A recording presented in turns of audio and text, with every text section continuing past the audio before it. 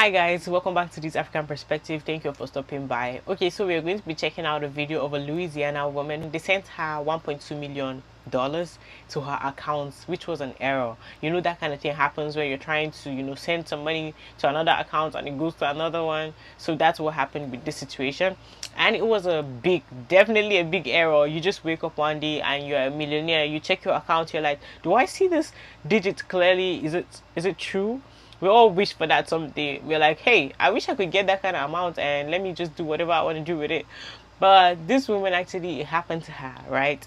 And let's see the predicament that it actually put her in and see what she did with it. Then we're going to talk about what we would do with it if that situation happened to us. What would you do with it? I'm going to tell you what I would do if that actually happened to me, and we're going to be checking out some people's comments on this video.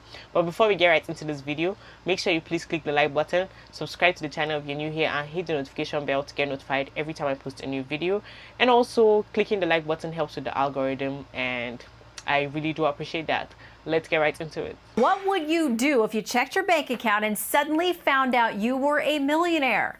That happened to a former Louisiana sheriff's dispatcher, and instead of notifying the bank, well, she quickly moved the cash into another account, used it to buy a home and an SUV. Kellen Spadoni, who you see here, was arrested for theft and tonight is facing a lawsuit from Charles Schwab after she ignored several of their attempts, they say, to contact her and get the money back. Night court is now in session with civil rights attorney Robert Patillo and criminal defense attorney Brian Claypool. Welcome to you both. Thanks, Shannon. Hey, Shannon. Let's start here with Exhibit A. On February 23rd, Schwab meant to transfer $82.56 into a Fidelity brokerage account, services account, but the company instead transferred $1,205,619, court records said. So, Robert, is their mistake? Is their mistake, but that does not mean you have a legal right to that amount of money. Even best case scenario, if you were able to keep it, good luck explaining to the IRS where $1.2 million came from and paying the taxes on that. This is no different than finding someone's wallet and deciding to keep it when they ask for it back. Or if a Brinks truck accidentally dropped money off at your door, it does not mean that you are legally entitled to it. There's legal precedents on it where people back in the old days would cash those publishers clearinghouse checks that came to your house and occasionally bank to allow the transaction to go through, but then later on when they figured out the funds were not there, they would reverse it. So though I understand that most people don't have sympathy for big banks in situations like this, you don't have a legal right to it and you're going to end up getting in more trouble than it's worth.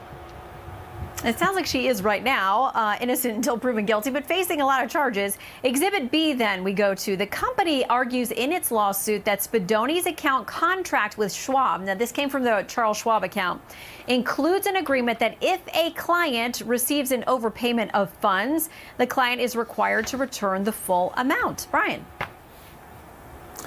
Well, Shannon, first thing I'm going to do in the morning, I'm running over to Charles Schwab. I'm setting up my account there, and then fingers crossed, I get $1 million. Anyway, all kidding aside, last time I checked, we have a criminal court of law, not a moral court of law. And morally, this woman is incorrect, and she should do the right thing and transfer the money back. But the law is on her side, believe it or not, and I think it's going to trump that agreement that she signed, that she probably didn't even know what she signed, probably didn't even know what she read. But real quick, theft, felony theft is the charge. That means that this woman had to deprive money of someone else without their consent. Charles Schwab sent her the money, so that charge is going to get dropped.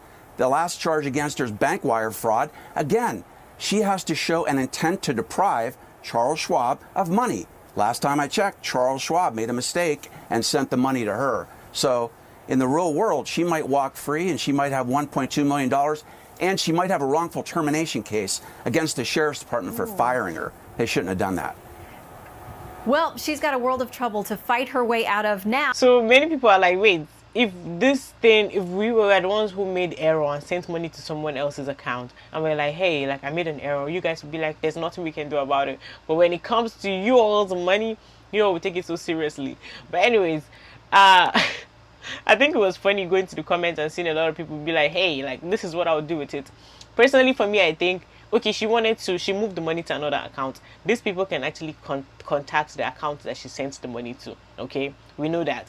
But firstly, first, I know it's hard for you to make the right decision in this situation where you just get that money, but let's just plan just in case it happens to you, okay? First of all, come on. Don't buy a house in the same country where that money was sent to you. How on earth will you just go and buy a house and buy a car? You think they're gonna let you go away with that money? Please be for real. You really think they're gonna let you have that money? Even if it's $50,000, they'll still chase you for it. So not to talk of millions. Please, why are you buying a house in the country? You're supposed to buy it somewhere else, because that's what I would do. I would go and buy a house in another country. And let's just read some of the comments and see what people have to say and see what they would do in this situation. I messed up and transferred to the wrong account once, and the bank told me there was nothing they could do. I would tell them the same.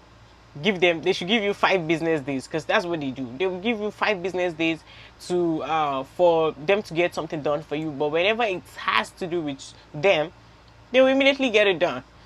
I will take the money out and put it in stocks, then fight them in court for 10 years and keep the interest. Don't the bank tell us if you deposited money into the wrong account, they can't do anything about it? So she can't do anything about it either. So if we overpay on accident, that's okay. But if a company does it, then we're getting in trouble. Why are you guys making sure that she's in trouble with that? That's what I'm thinking. I'll pack up and leave. That house and car would have been purchased out of the country. Same. I ain't staying in the country, because I asked someone this, and so the person said they would actually transfer the money to multiple banks, different banks, and these banks can actually contact the bank where you're sending that money to, and before they get to you. So what you do is you try to go to those banks and try to withdraw the money quickly and carry your backpack. You cannot take like flights, because if you want to take flights, you can only take some certain money, and of course they're going to be on the lookout for you. So this might not be I don't know how in reality that would be easy for you to do all those things, but the person said he would gather a bunch of money, put it in his backpack, would send it to, like, maybe if you can keep in contact with other people in other countries, send them a bunch of money as quick as possible, that before they can keep contacting all those banks that you're sending the money to, it will take a lot of time, and then immediately try to leave the country, go and buy a bunch of properties in other countries with that money, so you can just quickly be throwing that money into things, you can't take all of it. So what you can do is take as much as you can, because it's not humanly possible for you to just pack a bunch of cash of, come on, be for real, $1.2 million. No, that's what I think would be done. But anyways, guys, that's it for this video. You all should let me know, what would you do in this situation? Would you be the good citizen, what do they call them? I've forgotten. But would you be this good human being, this kind person, and be like, hey, here is your money back, you can have it, okay? Anyways, that's it. You all, make sure you please click the like button, subscribe to the channel if you're new here, and hit the notification bell to get notified every time I post a new video. Clicking the like button helps with the algorithm, and I really do appreciate it. I'll see you guys on the next one. Bye.